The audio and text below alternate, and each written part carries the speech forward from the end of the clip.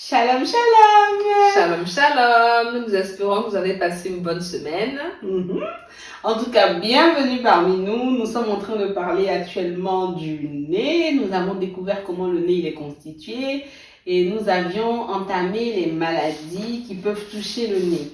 Donc là, on va pouvoir continuer avec ces maladies. Donc je vais demander à notre docteur de prier pour confier ce temps au Seigneur et nous allons pouvoir continuer.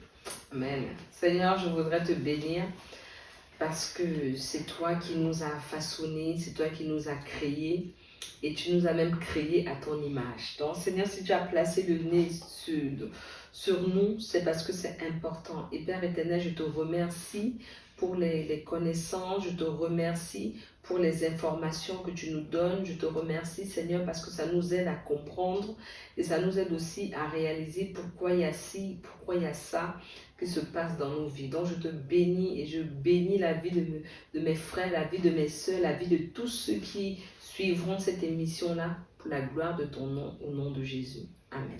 Amen. Donc, ok, docteur. Donc je reprends. Oui, je veux bien que tu puisses reprendre sur les maladies. Il n'y a pas de souci. Donc au niveau des maladies, donc, nous étions arrêtés sur les rhinites dues à des microbes, les rhinites allergiques. Donc c'est principalement ça au niveau des rhinites. Après, il peut y avoir donc de l'atrophie. Alors quand on parle d'atrophie, c'est la muqueuse nasale qui diminue en épaisseur. Donc bien sûr, si elle diminue en épaisseur, c'est une muqueuse qui va être fragile, elle sera moins humidifiée, elle va moins humidifier l'air, les cils seront là, ils seront un peu moins performants. Donc ce sont des nez qui vont saigner un peu facilement. L'atrophie fait saigner comme je vais venir dessus peut-être après. Donc ça va faire saigner un petit peu. Et puis, on va mal percevoir l'odorat. L'olfaction sera un peu moindre parce que, voilà, il y aura une atrophie de ce côté-là. Et on s'est rendu compte avec l'épidémie de coronavirus aussi, lié au port de masque, quand on porte le masque tout le temps, toute la journée, que le nez va se dessécher. Il y a des personnes qui ont des atrophies du nez et puis voire aussi des sécheresses du nez. Et quand le nez est sec, on le sent, hein, quand le nez est sec, quand il y a beaucoup de croûtes dans le nez, c'est désagréable. On a mal quand on respire, ça gêne, ce n'est pas agréable. Donc, c'est pour ça que l'hygiène du nez est aussi très importante. Ça aide à prévenir les croûtes. Si jamais un petit conseil, il y a des croûtes, vous pouvez mettre, pour ceux qui nous suivent depuis le pays, de la vaseline. C'est un corps gras, ça va aider, donc notamment le soir, ça va aider les croûtes à se ramollir avec le mouchage. Ça va se décoller. Pour ceux qui nous suivent depuis la France et puis l'Europe, il y a aussi la vaseline, pour ceux qui préfèrent la vaseline. Puis il y a des pommades qu'on peut mettre dans le nez, des pommades cicatrisantes qui vont ramollir les croûtes et aider à les faire partir avec le mouchage. Donc c'est très important. Vraiment, l'hygiène du nez est vraiment très importante pour une respiration optimale. On va dire ça comme ça. Donc ensuite, il y a donc les polypes. Les polypes, c'est quand la muqueuse s'épaissit. Elle s'épaissit tellement parce qu'elle est beaucoup enflammée. Donc on voit ça dans les allergies souvent, dans des irritations chroniques du nez. Et donc ça va, voilà, il y a un polype qui va se former dans les cornets nasaux. Et donc ça va boucher une narine. En fait, on aura du mal à respirer. Ça va atrophier aussi la muqueuse, la dessécher. Donc la perception de l'olfaction sera perturbée. Voilà. Après, on a je vais pas dire les maladies mécaniques, mais le nez peut souffrir à cause de quelque chose de mécanique. Donc, notamment les fameux tests PCR. Voilà, à force d'aller dans le fond pour aller prélever, on traverse le nez, on blesse le nez. Plus on en fait, plus ça va blesser. Donc, ça peut enflammer ou dessécher le nez. Ça peut être pour les boxeurs, là, hein, ceux qui aiment se taper, là. On se casse le nez. Donc on va casser l'os nasal. C'est l'os carrément qui c'est l'os. C'est pour ça que ça va dévier. En fait, d'un côté ou de l'autre, c'est l'os. C'est pas là c'est du cartilage. Donc ça va se blesser, ça va se reconstituer. Par contre, l'os, c'est de l'os, quoi. Voilà, donc après, il faut opérer pour réaxer ce qu'on appelle la rhinoplastie. Non, je rigole parce qu'il y a mon tonton chéri que tu connais très bien. qui avait l'habitude de se moquer de moi parce qu'il me demandait si est-ce que moi j'avais l'os dans mon nez. Oh oui, je vois qui c'est. D'ailleurs, se moquer de moi aussi. Il me demandait si j'étais sûre. Donc c'est bon, au moins mon risque de se blesser. Non, non, non, voilà. L'os est un peu caché, ouais. Elle n'est pas dehors comme ça. Après, donc, voilà, il peut aussi avoir au niveau mécanique des corps étrangers, je pense aux enfants. Vraiment, en fait, vraiment un petit conseil de faire attention aux enfants, les petits objets qui peuvent fourrer dans le nez, les cacahuètes, les arachides. Hein, je pense souvent à la gorge, mais c'est vrai que le nez, le nez aussi, pense hein, pas du tout. Le nez, les billes. J'en passe, hein, les petits objets là, bien polis, là, bien jolis, là, et puis ronds, là, et puis se mettre ça dans le nez. Donc, obligé chez les enfants, obligé de les endormir pour aller prendre une pince et retirer le nez et retirer l'objet. Donc, ça fait du stress pour les parents, il faut s'organiser, il faut anesthésier l'enfant. Enfin, ce sont des choses qu'on peut éviter. Donc, voilà, au niveau des corps étrangers. Après, il y a, donc là, on a vu la teinte du nez dans son anatomie. On a vu que la muqueuse peut être atteinte, donc elle peut être atrophiée, desséchée ou hypertrophiée, donc s'épaissit. Et au niveau des artères, donc là, c'est la muqueuse. Au niveau des artères, le plus souvent, elles vont s'éroder à cause du passage de l'air. L'air, quand l'air rentre dans le nez, il est sec. Donc, ça peut, comme ça dessèche, ça peut blesser les artères. Hein. C'est peut-être ce qui se passe en Afrique quand il y a... Puis l'harmattan, cette air-là, je dis déjà en temps normal, c'est 15 millilitres. Donc quand il y a du vent, le nez aussi, il en prend, je ne veux pas dire pour son grade, et donc on va saigner facilement du nez. Aussi, quand il fait très chaud, quand les artères se dilatent beaucoup, elles vont tellement se dilater que il va y avoir une extravasation du sang, donc elles vont saigner. Donc les artères vont saigner, donc il y en a qui vont saigner quand ils prennent un bain chaud, une douche chaude, en atmosphère chaude, quand ils vont être sous le soleil sans casquette, voilà, ou simplement en se mouchant parce que le nez est hypertrophié. D'accord. Et puis, il nous reste une dernière chose, les atteintes neurologiques. Et on entend par atteinte neurologique les nombreuses terminaisons nerveuses qu'il y a dans la muqueuse. Et donc, notamment, le fameux trouble de l'olfaction qui va donc d'une dysnosmie à une anosmie. Une dysnosmie, la perception de l'olfaction est troublée. Il y a les odeurs fortes, on peut les percevoir, mais les odeurs douces, pas trop. Donc, on ne perçoit pas très bien. Ça veut dire que ça dysfonctionne un peu. Ce n'est pas, voilà. Et puis, le A, toujours le A privatif. Donc, on perd complètement la perception de l'odorat. Et comme dans la langue, on a vu que le chocolat, pour savoir que c'est du chocolat qu'on mange, parce que le chocolat, si on pince le nez et qu'on mange, on ne saura pas que c'est du chocolat. Mais en même temps qu'on va mettre dans la bouche, le nez aura senti et le cerveau aura l'information d'une double origine, qu'on mange du chocolat, surtout parce que le nez va transmettre cette information-là au cerveau. Je précise que les cellules olfactives sont beaucoup plus nombreuses que les cellules gustatives. Donc, quand vous allez manger du riz, il faut que le nez sente l'odeur du riz. Et quand vous allez manger du riz, le cerveau va associer cette odeur à ce que vous mangez et ça va faire du riz. C'est pour ça que l'olfaction est très importante. Très importante quand vous allez manger une nourriture qui est en train de pourrir. Quand vous allez ouvrir, ça ne sent pas bon. Donc, on va déjà être sur ses gardes. Vous vous dites, alors, je vais déjà goûter. Vraiment, et puis quand on goûte ou quand on voit la sauce, ensemble là, on se dit non, c'est la nourriture là je n'ai pas confiance, donc je préfère ne pas manger. Donc on comprend que quand l'odorat est perturbé, on va pas sentir. On va pas sentir. Je me souviens d'un patient, je crois qu'il était enrhumé ou quelque chose, en tout cas son nez était un peu perturbé, et puis il a mangé des œufs périmés. Des œufs périmés de plus d'1 mois, mais il les a mangés.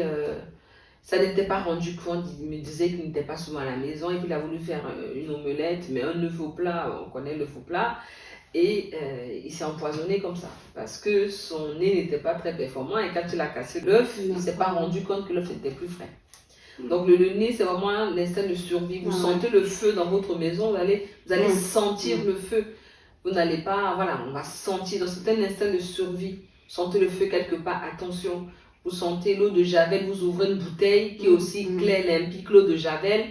Ça sent l'eau de Javel. Ah, attention, je vais peut-être pas boire ça parce que c'est de l'eau de Javel. Donc, on comprend que quand le nez, quand on ne perçoit plus, quand on n'a plus d'olfaction, mais on est en danger. C'est sûr. Grave danger. Ok. J'ai 2 questions. Je vais poser les 2 questions et puis comme ça tu vas m'aider parce que je risque d'oublier. D'accord. En fait, j'ai une question par rapport à l'épaisseur de la muqueuse. Pourquoi ça baisse? Pourquoi ça augmente? Et puis la deuxième question, c'était par rapport à des fois quand on est malade, quand on est enrhumé, on n'a pas envie de manger. Pourquoi en fait? Est-ce que c'est juste parce qu'on ne sent pas les goûts ou bien c'est autre chose? Voilà, c'était les 2 questions. D'accord.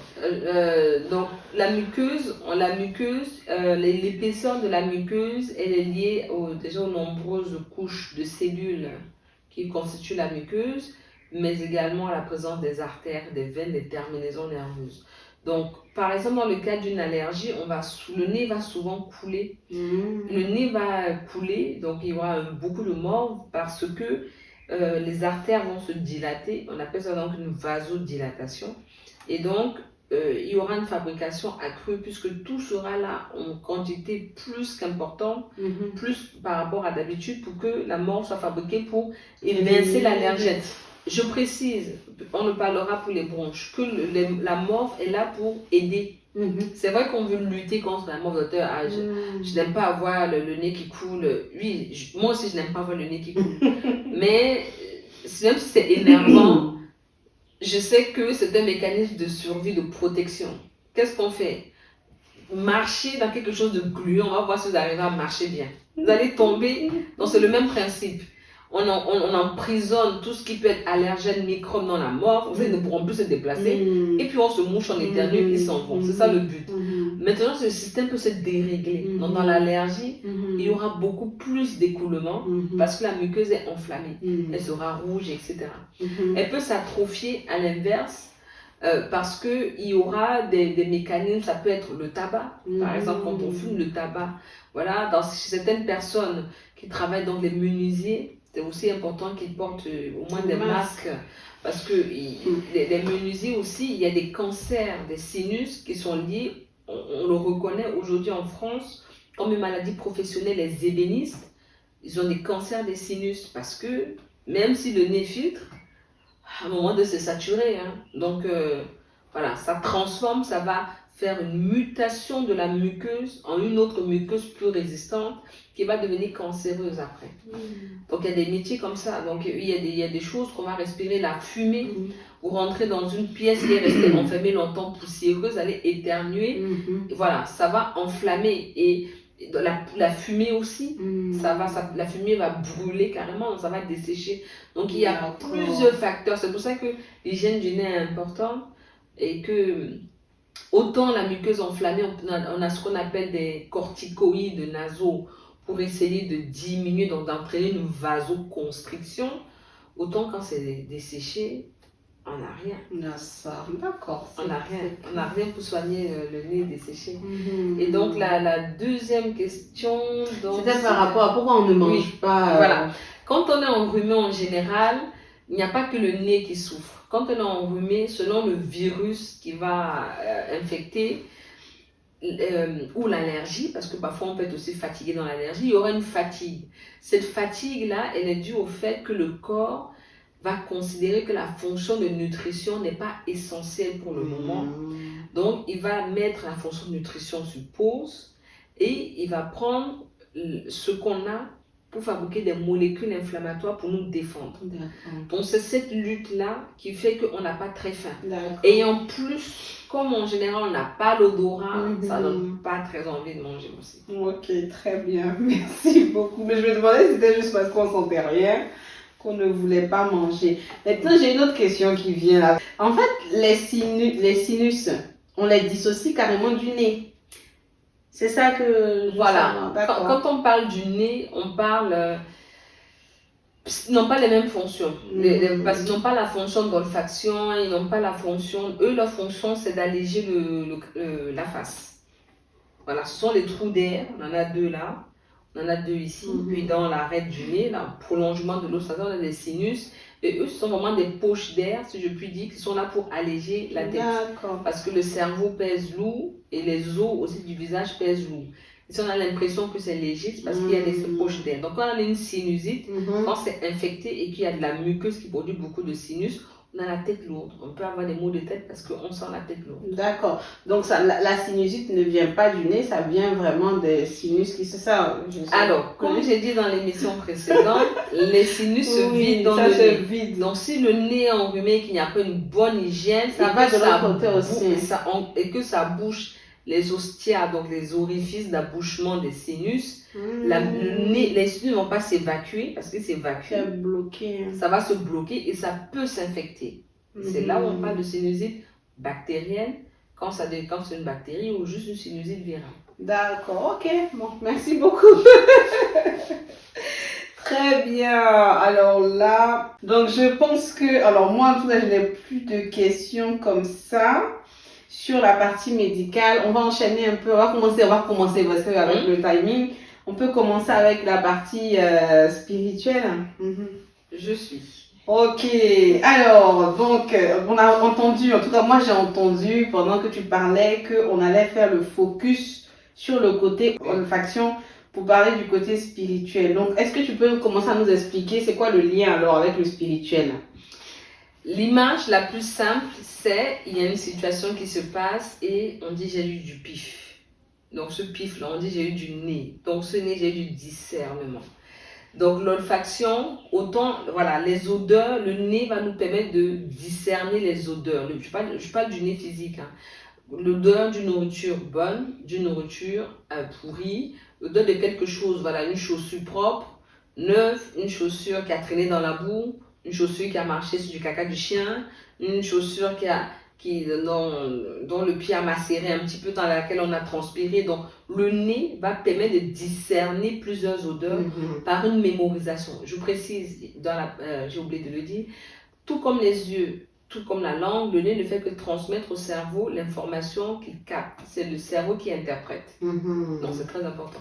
Donc, le nez, par sa fonction de transmission d'informations au cerveau, va permettre au cerveau de discerner les différentes odeurs, de se dire, bon, on n'est pas en danger, voici ce qu'on peut faire, voici ce qu'on peut faire. Donc, au niveau spirituel, le nez, c'est le discernement. C'est le discernement d'une situation, par exemple, qui m'est favorable, qui ne m'est pas favorable. Le discernement de la saison dans laquelle je suis, le discernement des amis, de ceux qui sont autour de moi, le discernement des esprits dont la Bible parle aussi. Donc le nez, c'est le discernement. D'accord. Donc le nez, c'est le nez spirituel qui nous permet de discerner. Ok, très bien. Et donc ce nez spirituel, comme le nez physique, il peut être malade. Oui. Donc là, c'est quoi alors les maladies qui vont venir nous perturber au niveau spirituel? Vraiment au niveau spirituel, je vais dire la principale fonction du nez qui sera malade, ce sera la fonction de l'olfaction. Ce sera la fonction donc de détecter les odeurs. Voilà. Donc au niveau spirituel, c'est quoi les odeurs? Au niveau spirituel, ça va être de discerner, comme j'ai dit, les temps, les saisons. Parce que c'est ce que la Bible dit en Genèse 1, que le Seigneur a créé le soleil, la lune, les astres, pour discerner les temps et les saisons. Donc, pour discerner aussi. Donc, on va pouvoir dire, on a bien, quand j'étais en stage en la maternité, les sages-femmes qui disaient, oh là, c'est la pleine nuit, oh, on aura plus d'accouchements cette nuit. Donc, pourquoi? Elles avaient discerné que c'est ce qui arrivait. Comment expliquer? Je ne sais pas, c'est le magnétisme, etc. qui fait. Il y a des choses qu'on n'arrive pas à percevoir, mais d'ordre spirituel. Donc, le nez peut être malade, il peut avoir une dysnosmie, c'est-à-dire un mauvais discernement aussi dans la vie spirituelle. Donc, une mauvaise perception de la vie spirituelle. On peut se tromper de saison avec le Seigneur.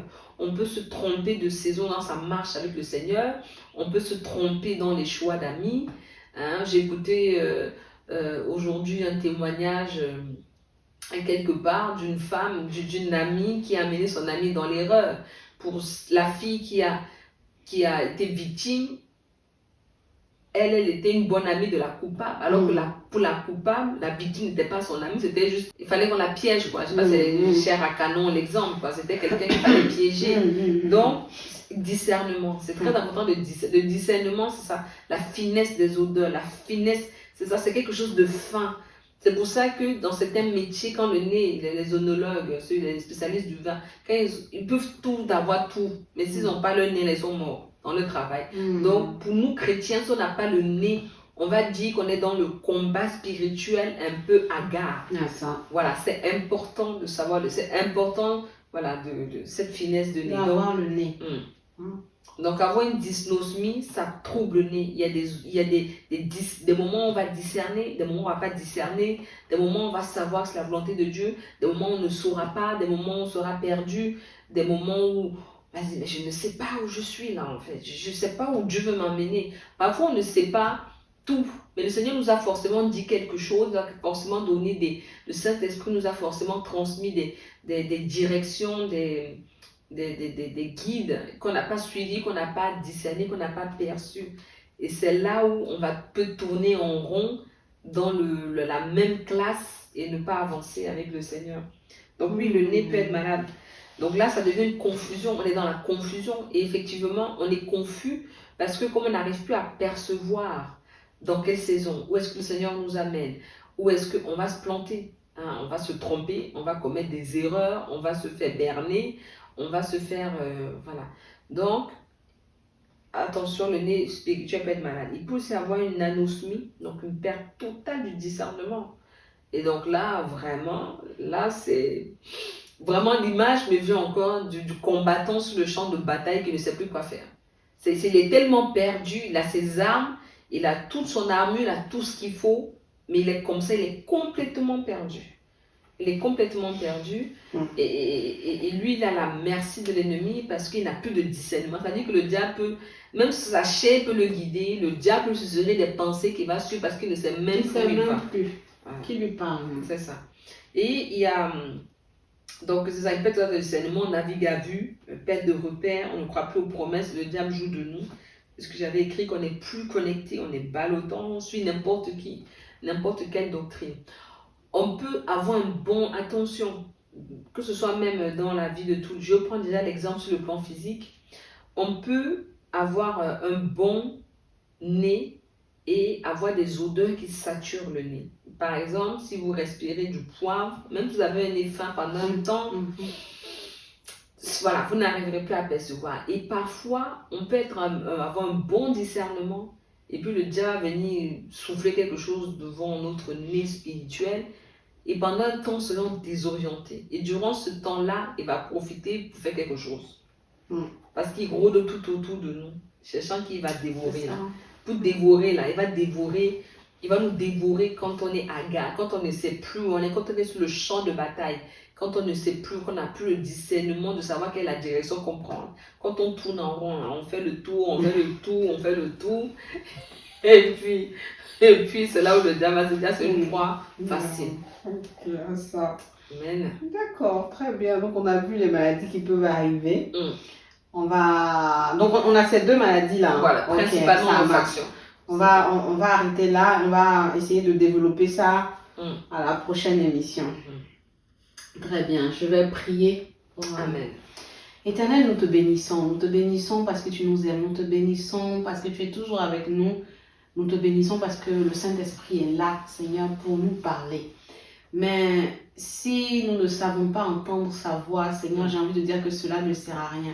Si nous ne savons pas, Papa, détecter qui nous parle, qui ne nous parle pas, Seigneur, cela est compliqué. C'est pour cela que vraiment, pour cette émission, je veux prier que tu nous touches, Seigneur, nous-mêmes qui sommes là, que tu touches nos frères qui nous regardent, que tu touches ton peuple, Seigneur, afin que si quelqu'un est malade, si quelqu'un a un trouble au niveau de son nez, qui l'empêche de discerner, qui l'empêche, Seigneur, de te reconnaître. La Bible dit que tes brebis entendent ta voix et elles te reconnaissent, Seigneur.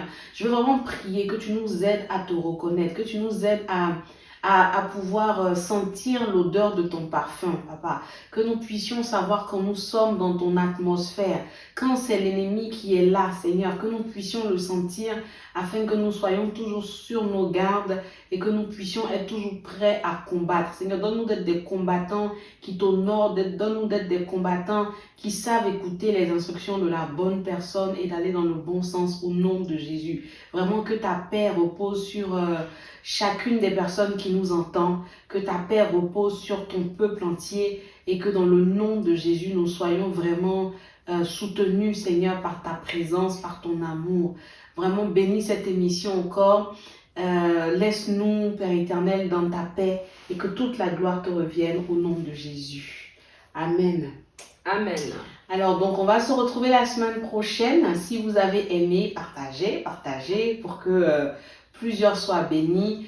Et n'oubliez pas non plus de liker et de revenir la semaine prochaine. Amen. Bye bye.